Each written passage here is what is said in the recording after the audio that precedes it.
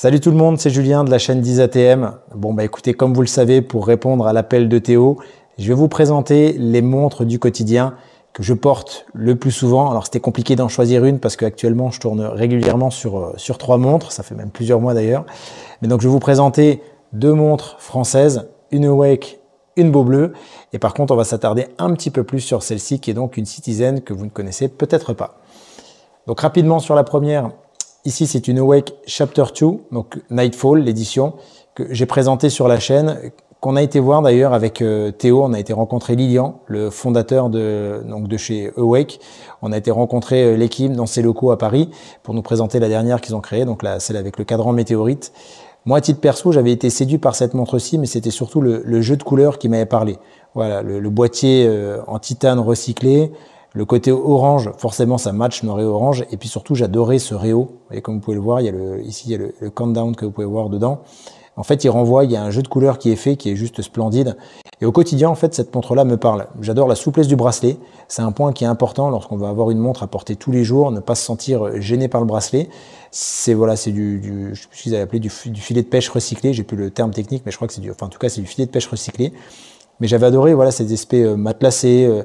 C'est assez doux au toucher, et la montre, elle, finalement, elle est assez, on va dire, standard, hein, c'est une 3 aiguilles, mais sur le principe, il y avait un concept, voilà, il y a la collaboration avec la NASA, vous recevez dans la boîte un morceau de météorite, enfin, il y a plein d'éléments à découvrir sur cette montre. Voilà, je fais un petit peu de pub pour moi, Théo, hein, j'ai fait une vidéo dessus, allez la voir si ça vous intéresse, mais en tout cas, c'est vraiment une montre que j'ai adoré et que j'adore porter au quotidien, et je m'en lasse pas. Donc voilà, si vous connaissez pas Awake, allez découvrir, testez si vous pouvez, en tout cas, moi, voilà, ça fait partie d'une de mes watch du quotidien.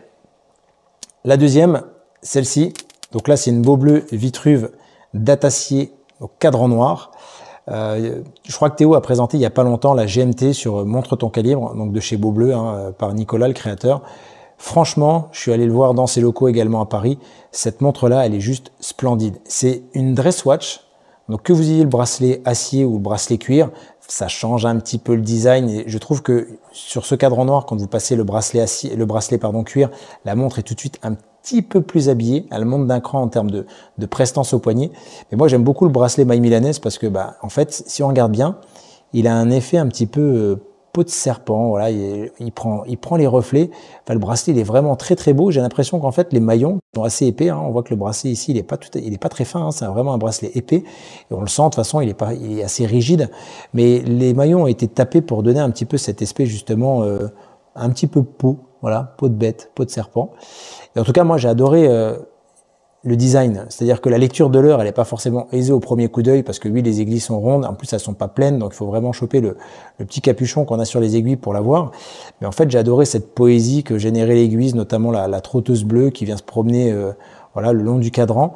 Moi, je trouve ça hyper apaisant. Et puis j'aimais beaucoup la lunette en fait sur le cadran noir. Vous voyez que la lunette brossée, dès qu'elle prend un petit peu la lumière là des lampes, en fait la montre, je trouve qu'elle renvoie à une prestance qui est vraiment assez classieuse, quoi. Il y a un aspect classe qui se dégage de cette montre que j'ai vraiment apprécié.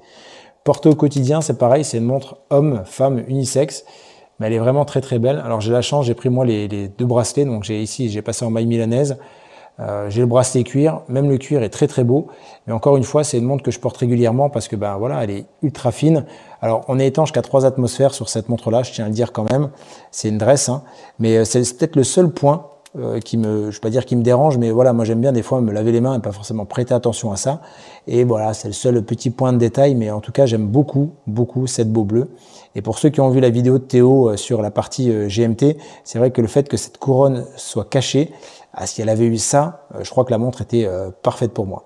En tout cas, c'est un combo qui match et j'ai adoré cette Vitruve datacier. Pour ceux qui ne connaissent pas, pareil, Beaubleu, allez regarder les vidéos que vous pouvez voir des potes. La présentation de Théo de la GMT est également très bien faite. Mais voilà, c'est une marque qui vaut le coup. Et puis, 2024, normalement, on doit avoir une nouvelle collection qui devrait arriver. Donc, à suivre.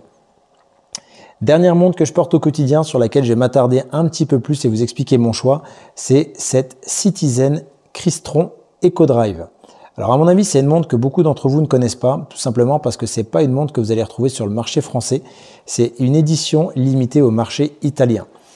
Alors, le nom complet, c'est Citizen Crystron 1974, tout simplement parce que Citizen a présenté ce modèle-là en 74, alors les cotes esthétiques, hein, bien sûr, mais elle n'a jamais été commercialisée. Donc c'est une montre aujourd'hui qui est ressortie, elle reprend à peu près trait pour trait les codes esthétiques de l'époque, mais vous ne pouvez la trouver que sur le marché italien puisque c'est une édition limitée, donc Italy Edition. On voit qu'il y a 750 exemplaires pour ce modèle-ci, donc cadran noir et puis chemin de fer blanc.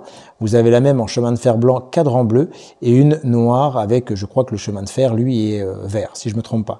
Les 3 déclinaisons sont à 750 exemplaires. Et pourquoi j'ai choisi celle-ci comme montre du quotidien et que je porte finalement presque plus que les 2 autres, que j'aime beaucoup? Tout simplement parce que déjà, c'est une montre EcoDrive. Alors, le modèle EcoDrive ici qu'a emboîté Citizen, c'est un EcoDrive 6 mois. Donc, vous mettez la montre dans le noir, vous revenez dans 6 mois. Vous avez la date, l'heure et le jour qui sont donc tout simplement à la bonne heure.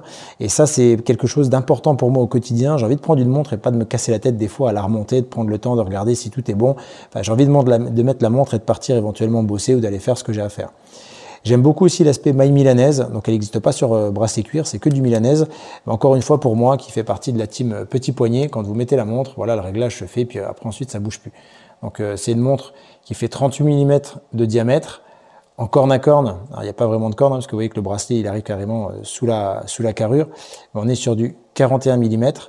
Et puis finalement j'aimais beaucoup le design de ce boîtier. Vous voyez, il est ici, tout le tour est brossé, quand le tour de la lunette, lui, est poli. C'est un verre minéral, voilà, c'est pas un verre saphir.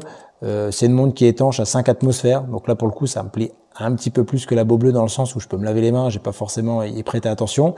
Mais encore une fois, c'est vraiment la partie EcoDrive. Vous voyez les 6 camemberts derrière, des petits panneaux photovoltaïques. Il y a 3 traits, c'est pas une illusion. Vous avez 3 traits qui sont en fait gravés sur le verre minéral. Et puis donc vous avez la date et le jour. Et petite particularité au niveau du jour, vous l'avez effectivement soit en anglais, soit en italien, puisque c'est une montre qui est dédiée au marché italien. Voilà ce que je peux vous dire. Dernière petite précision aussi qui me semble important, c'est tout simplement pourquoi Citizen a proposé cette montre uniquement au marché italien. Il faut savoir que la première commercialisation des montres EcoDrive en Europe ont été faites en 96 en Italie. Et en fait, depuis cette date, l'Italie a été on va dire le premier revendeur ou le premier pays vendeur de modèles EcoDrive pour Citizen.